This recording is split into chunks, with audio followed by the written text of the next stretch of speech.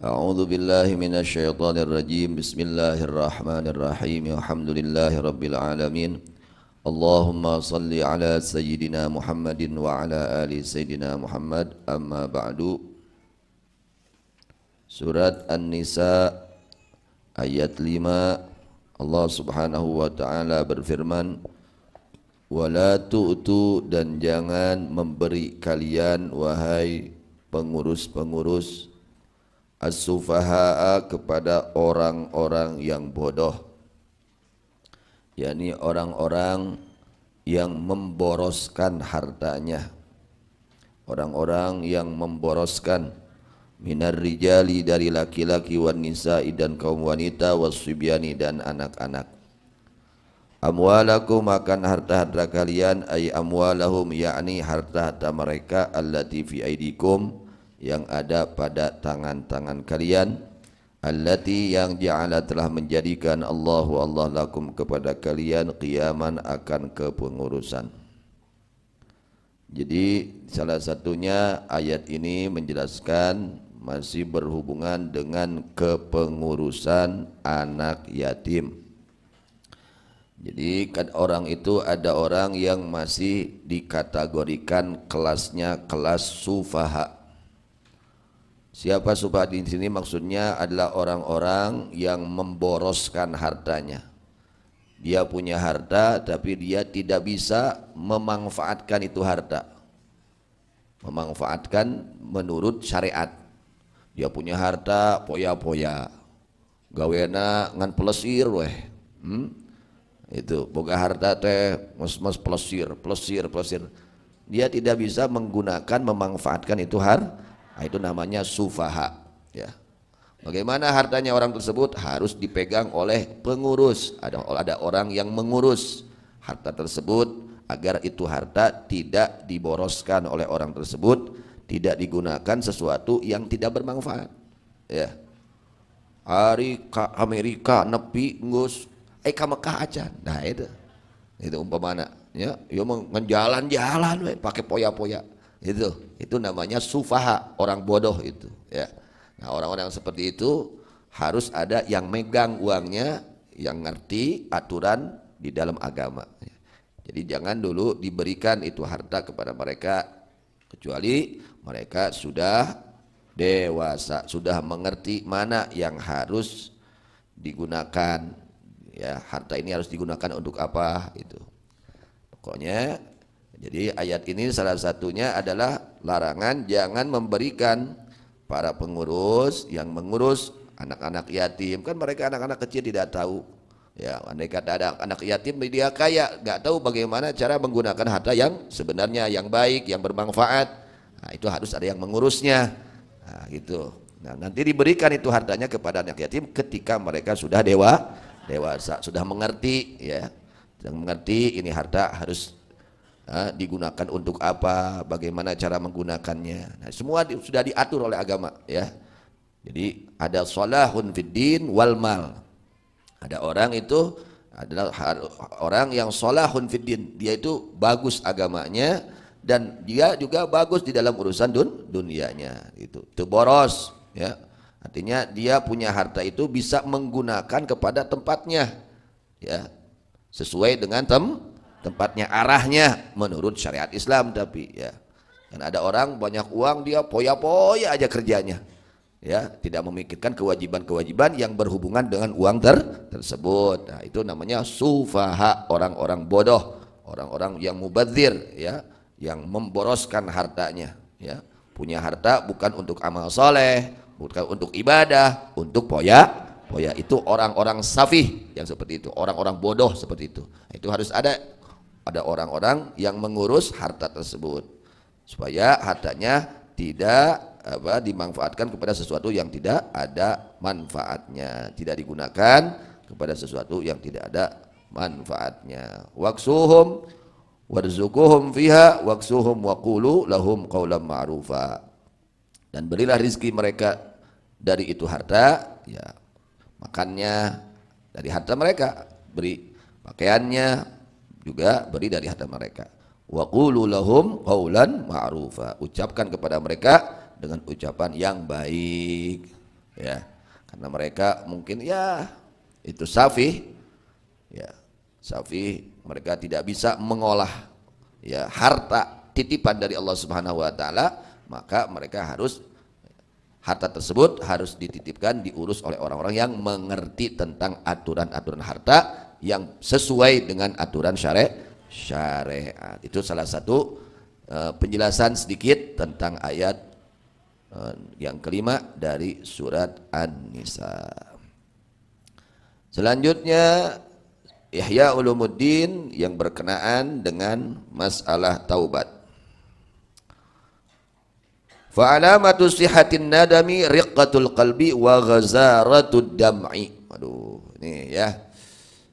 Di antara tanda orang yang tobat itu adanya penyesalan atas perbuatan dosa.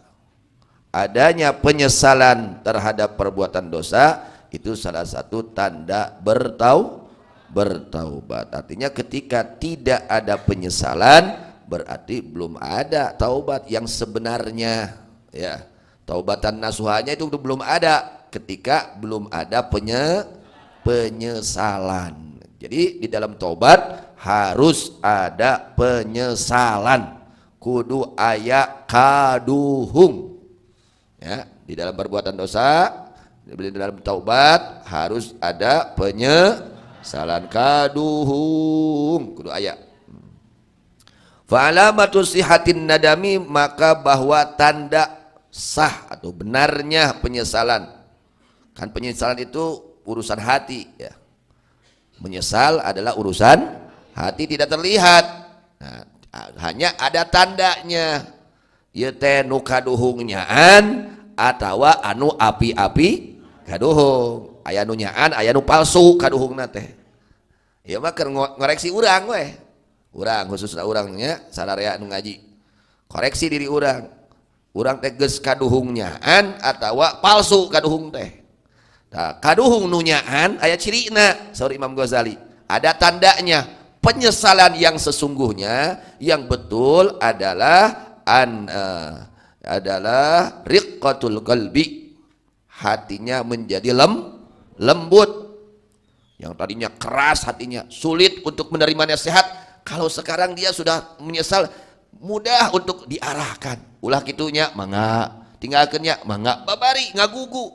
Nasihat teh babari asupna. Nah itu tanda berarti nyata betul dia itu di dalam penyesalan. Riqqatul qalbi, lembutnya hati. Orang kalau lembut hatinya gampang untuk diarahkan. Jelma di mana-mana teuas hatena hese rek arahkeun. Hirupna kumakuring. Kumakuring weh gitu. Mung narima nasihat ti batur.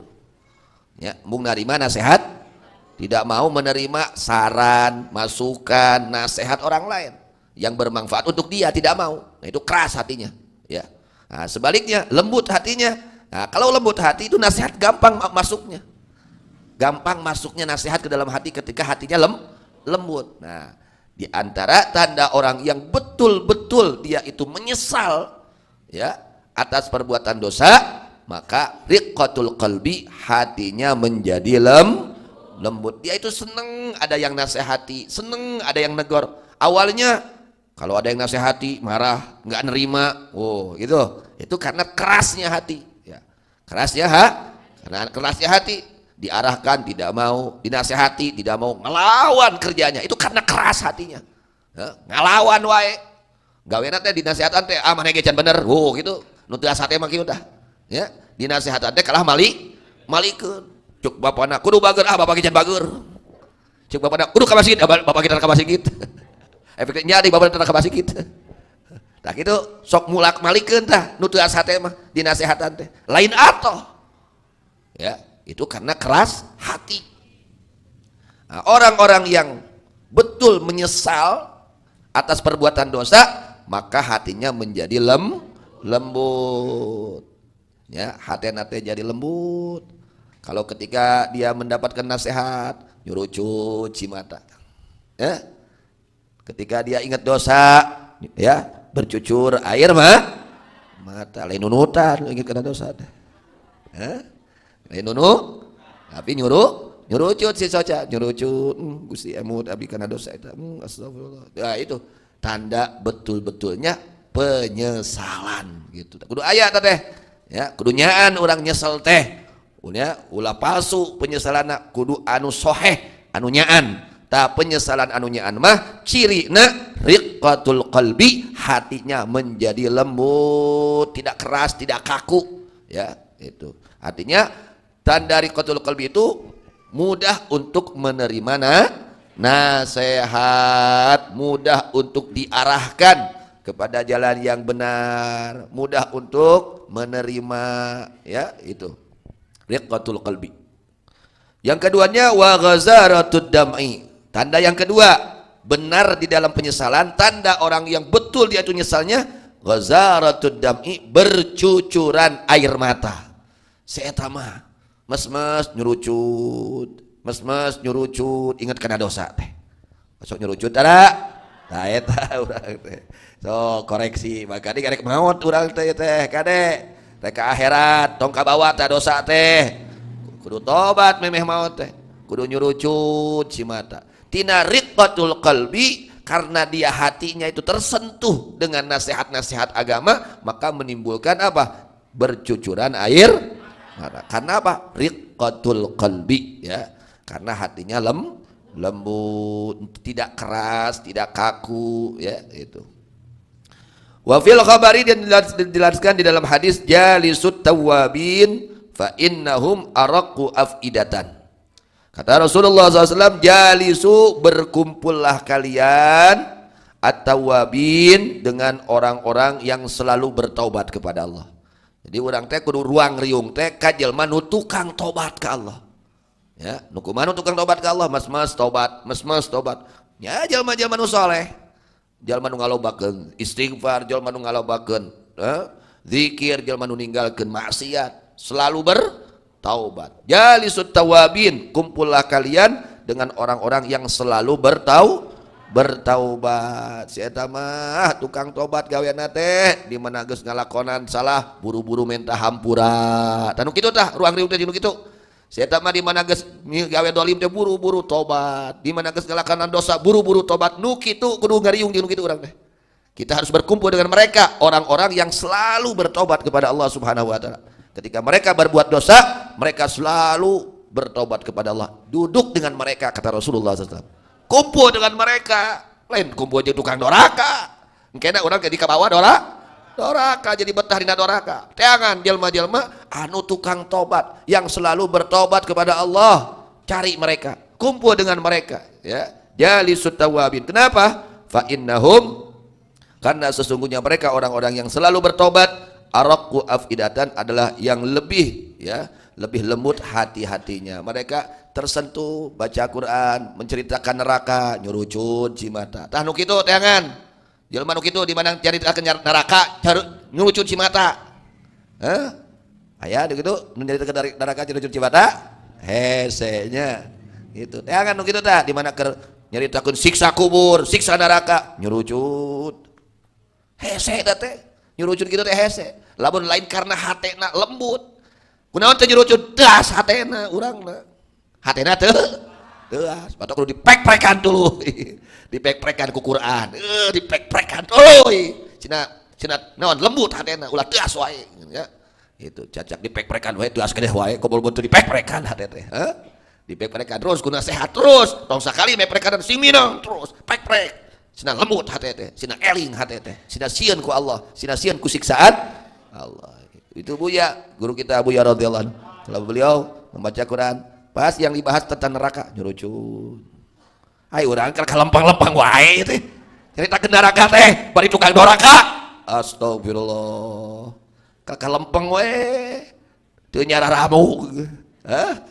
Nyarita ke neraka teh kana katunuh ya mah. Kira-kira lamun aya seudeuh rek tunuh moal. Ama esunuh kahuruan rek tunuh moal. Oh, albarat sieun. Aya dicaritakeun neraka katunuh. Dasar situ asate, nah gitu urang carekan nafsu urang, ya. Guru kita seperti itu. Kalau beliau membaca tentang neraka nangis, nyurucut. Kenapa? Takut saya yang masuk ke situ nanti. Notifikasinya teh urang, dirinya teh urang. Bisi urang nu aya di neraka teh. cuci mata kuduna teh kitu maca Quran nya ke kelas urang mah kudaek macana ge geus untung ya gitu. Alhamdulillah ngan usahakeun gitu jalisut tawabin fa innahum araqu afidatan duduk dengan mereka orang-orang yang selalu bertobat kepada Allah karena sesungguhnya mereka lebih lembut hatinya. Artinya apa? Kalau kita duduk dengan orang-orang seperti itu nanti hati kita terbawa lembut. Di mana urang diuk jeung jelema nu hatena teh leuleus ke kabawa leuleus hate urang. Tapi lamun urang ruang riungna wae jeung nu teuas, keur mah urang geus teuas, ngariung di nu teuas, beuki teuas hate teh. Heh, keur mah urang teh teu eling ka pangeran, ngariung jeung nu teu eling ka pangeran, beuki teu eling atuh. Tapi lamun urang jelema teu eling, ngariung jeung nu eling, insyaallah kabawa Nah gitu maksudna mah. Nya, tak kudu ruang riung teh jeung nu saroleh, kudu bageur.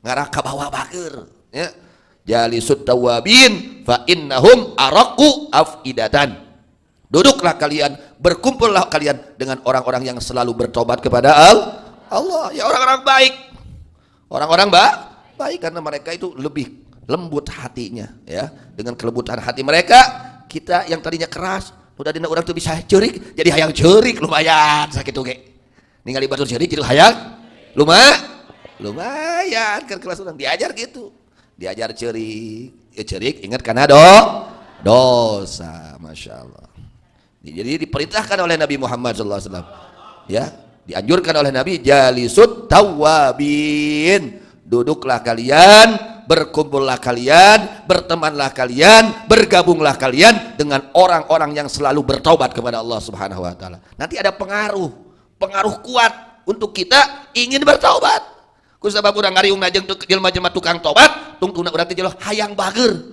tungtuna urang teh hayang tobat tungtuna urang teh hayang bener berkah apa kumpul dengan orang-orang yang selalu bertobat kepada Allah Subhanahu wa taala coba urang ngariungna jeung tukang doraka tungtuna teh hayang ieu doraka kali itu naudzubillah min kata kade ruang riung teh kade rereujeungan teh kudu diatur nya ulah sembarangan kados jalisut tawabin fa innahum araqu afidatan wa min alamatihi an tatamakkana miraratu tilka dzunubi qalbih di antara tanda penyesalan yang benar penyesal teh nyaan ieu nyaan nyesalna teh kaduhung nyaan an tatamakkana bahwa menetap miraratul tilka dzunub pahitnya itu dosa fi qalbihi pada hatinya badalan menjadi ganti an halawatiha dari manisnya itu dosa ti heula mah can tobat ningali nu haram teh ngeunah aduh betah aing mah ningali nu haram betah gitu eta betah teh amis pahit cik sok amis atuh lamun pahit mah moal eta we urang barang tuang eta namun nu pahit beueur pisan kira-kira betah nu kitu henteu tapi nu amis kumaha kalakah cik tambahan deui nu amis mah tah urang teh nya penyesalan betulnya penyesalan yang ada di dalam hati itu ketika di dalam hati kita adanya rasa pahit terhadap dosa nu tadi mah kana dosa teh amis ayeuna pahit teu hayang ai tuh gitu mun pas ningali nu hadap astagfirullah lain astagfirullah balik kieu astagfirullah lain astagfirullah itu beta lain astagfirullah gitu bari peureum ayeuna mah astagfirullah teh gitu pas ngomongkeun ka gorengan batur astagfirullah aing salah gitu pan amis tah nyaritakeun ka gorengan batur amis matak teu eureun wae teh gitu amis ya sok nyaritakeun ka gorengan batur amis teh tah anu nyaan penyesalan yang sesungguhnya maka akan timbul apa? Rasa pahit di dalam melaksanakan dosa yang tadinya manis terhadap dosa sekarang menjadi pahit teu hayang aing kudu kitu ya itu penyesalan yang sesungguhnya Masya Allah fayastabdilu bil maili karahiyatan wa birraghbati nafratan maka menggantikan orang tersebut dengan condong terhadap maksiat sekarang karahiyah teu hayang aing kudu nipu teu hayang nipu baheula kitu teu hayang ayeuna mah ngawaduh teu hayang da eta nyaan berarti kaduhungna lamun can aya rasa pahit dina atina kana dosa berarti can nyaan kaduhungna amis kedeh Canjaan amis keneh mah. Lamun amis keneh kana dosa, canyaan kaduhungna. Canyaan belum betul penyesalannya kalau masih merasa manis terhadap perbuatan maksiat. Ya, harus ada apa? Rasa pahit, teu hayang. Benci, Masya Allah. Benci terhadap yang tadinya senang maksiat, sekarang benci terhadap maksiat. Ya. Wabirraghbah nafrotan, tadinya ingin, sekarang mau jauh dari maksiat. Nah itu salah satu tanda orang yang betul-betul adanya penyesalan di dalam hati yang mudah-mudahan semuanya diberikan taubatan nasuha oleh Allah. Semuanya diberikan taubatan nasuha. Semuanya diberikan taubatan nasuha. Amin ya Allah ya Rabbal alamin. Sebelum doa dimohon suratul Fatihah untuk yang meninggal, salah satu ahli pengajian ya yang kakaknya meninggal dunia, yaitu Bapak Sunarto binti Bapak Sudarto. Mudah-mudahan segala amal baiknya diterima oleh Allah Subhanahu wa taala, iman Islamnya diterima oleh Allah Subhanahu wa taala, segala kesalahannya dimaafkan oleh Allah Subhanahu wa taala, keluarga yang ditinggalnya dijadikan keluarga yang saleh dan salihah. Bi jahi Muhammad sallallahu alaihi wasallam wa bi sirri Qur'an al-Fatihah.